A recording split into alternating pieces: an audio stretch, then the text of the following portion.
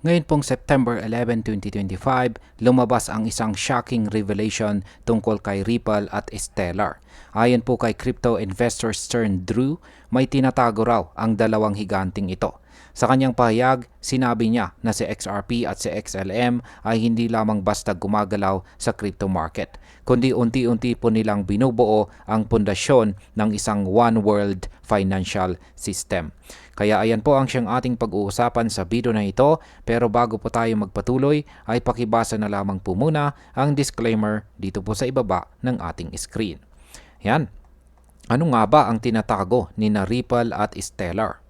Sabi po ni Drew, parehong gumagawa ng istruktura sina Ripple at Stellar na kayang magdala ng $1 trillion asset class. At ang nawawalang piraso daw ay ang Zero Knowledge Proof or ZK technology. Ang impact po nito kung totoo, maaring maging sentro sila ng global financial rails kung saan dadaan ang napakalaking halaga ng kapital. Ang mas nakakagulat, ayon po kay Drew, ay may mga institution na gaya po ng BlackRock at saka JP Morgan na nakapila. Nakapila na po para sa direksyong ito. Kung sila ay pumasok ng tuluyan, natural na tataas po ang demand para kay XRP at kay XLM. Ngayon ay ano naman ang papel ng Zero Knowledge Proof at ang digital identity? Ang ZK Proof ay technology na nagpapatunay po ng impormasyon nang hindi po ibinubunyag ang buong data. Dito pumapasok ang konsepto ng sovereign digital identity.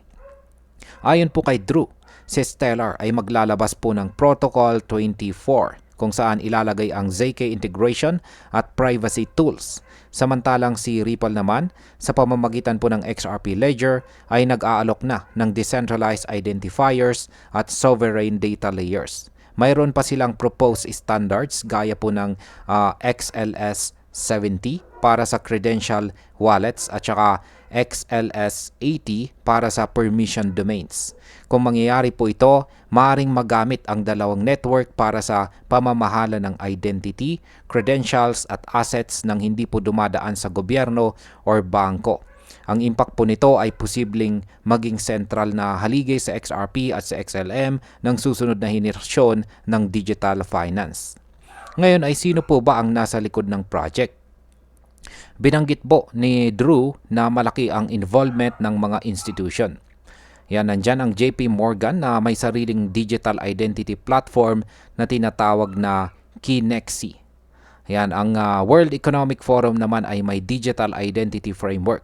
At ang BlackRock naman ay may investment moves na konektado raw sa DNA protocol, isang project na tumatakbo mismo sa XRP Ledger.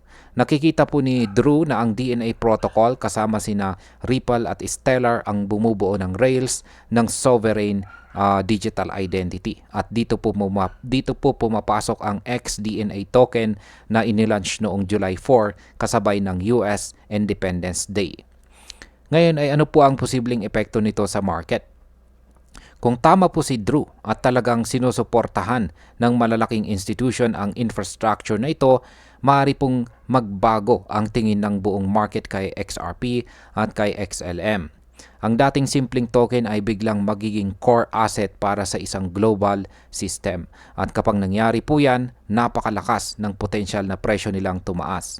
Pero kung mali po ang prediction at hindi po ito matuloy, mananatili silang speculative assets na umaasa sa hype.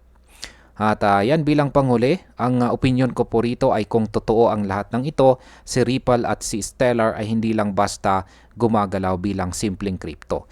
Unti-unti po silang nagiging haligi ng isang bagong sistemang pampinansyal. At kung tama po ang direksyong ito, maaring nakikita na natin ang simula ng isang napakalaking pagbabago dito po sa mundo ng digital finance. Sa ngayon, isang bagay lamang po ang malinaw. Si XRP at si XLM ay hindi po ordinaryong players.